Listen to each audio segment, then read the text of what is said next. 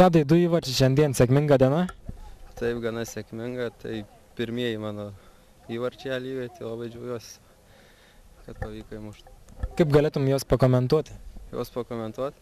Pirmasis buvo Šilėno geras perdavimas iš krašto ir nukreipau į vartus ir įvartis. Antrasis tai toks kurioziškas biškį, nuo vidurio veik, per nuo vidurio aikštės ir mušau tokį, nežinau.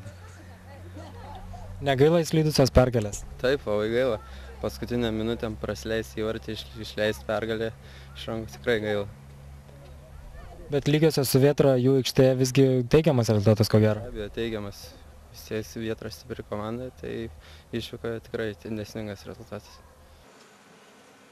Galiu išvardyti, kaip jaunesnis kolega. Aišku, yra labai apmaudu praleisti įvartį likus 2 minutės, bet sakyčiau, šios dienos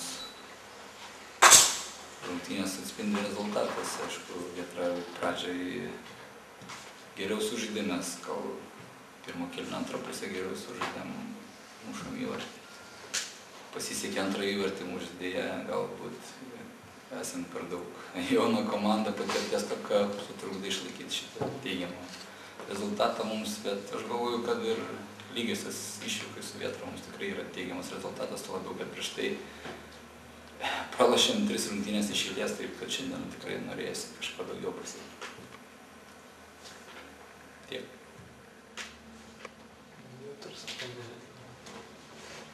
Ką pasakyti, aš jau patenkintas lygau pirmų 10 minučių, 15, tokio futbolo, kokį mes turim, lošti. Aišku, įmušėm įvartį ir turėjom dar 3 progas, Šernas puikiausias, neįmušėm, aišku, Šiauliai įmušė įvartį, ten tokį keletą.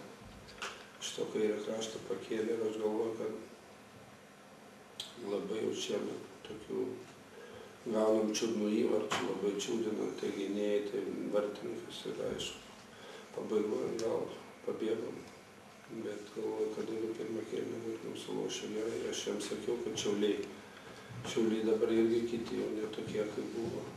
Šiaip 4 turus be pralaimėjimų šiandien kartas. Nežinau, ką jie galvojo. Galvoju, kad šiaip namuose netenkina, negalim išbrysti iš duobės.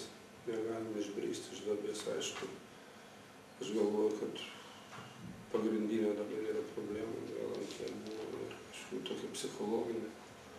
Psichologinė reikia pirmus pergalės ir aišku patys matot, čiūdą, nesakysiu čiūdą, kaip čia pasakyti, vartininkas, aišku.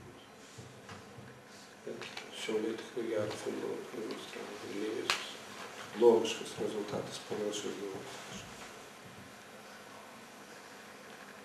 Šiauliai du keitimus ir pirmam kėlinį atliko, tai netenkina žaidimas ar traumos? Netenkina žaidimas, ypač mūsų legionieriaus Viktoro Raskovo. Legionierius turi mokinti mūsų žaidėjus žaisti, o ne jisai, kaip sakant, mes žaidėm pradžioje 11-10, taip kad tikrai ir mes turėjom griežtą pokalbį prieš tai su juo, bet jisai kažkodėl nedaro išvadų, taip kad sakau, tokie legionieriai mūsų komandai tikrai nereikalingi.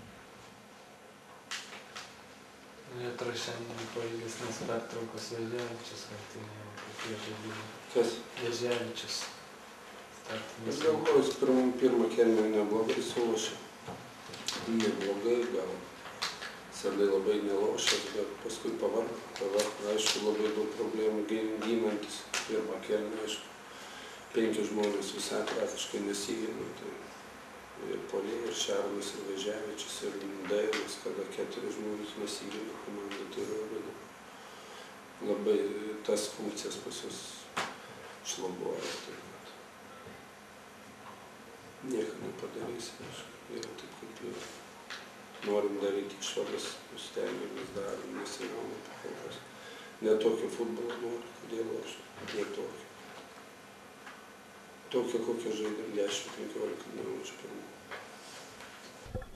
Taigi, Ričardai, kaip patiko šios rungtynės? Patikt, kad tokie įdomus, gražūs įvarčiai buvo, o šiaip klasikos futbolo atžvilgiu tai nebuvo labai puikios rungtynės.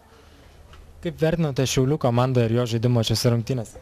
Žinai, aš matydavau Šiaulių komandą, matydavau tik tai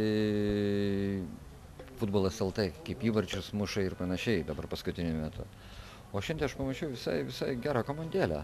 Visai smagi, jauna, su entuziazmu, turi tikrai entuziazmą, tik tai paskutinė minutėm ir tokia jaunai komandai trūksta to tokio, kad reikia išlaikyti rezultatą. Tokia, aišku, nuovargis duoda savo. Negaila, kad Šiauliams įslydo pergalę? Šiaip šiek tiek gaila. Tikrai, širdies gilumoje tikrai gaila.